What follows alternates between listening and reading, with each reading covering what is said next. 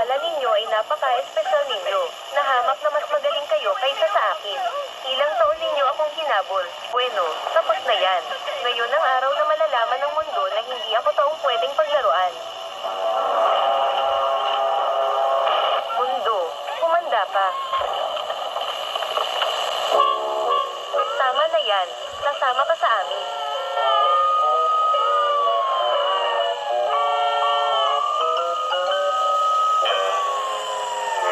Mabuti naman at may nagturo na ng leksyon sa hambog na yun. Talagang nakakainis siya.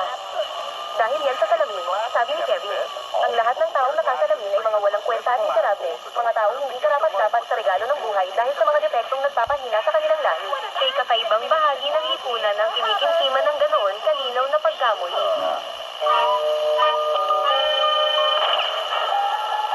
Aba, naisip ni Kevin, may namamaril sa atin. Mabuti pang tumakbo na tayo.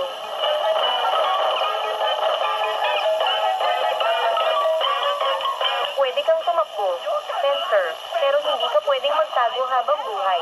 Naririnig mo ba ako, Spencer? Hoy, ano bang nangyayari, Kevin? Hindi sigurado si Kevin. Pamilyar sa kanya ang boses ng lalaking sumisigaw sa kanila. Pero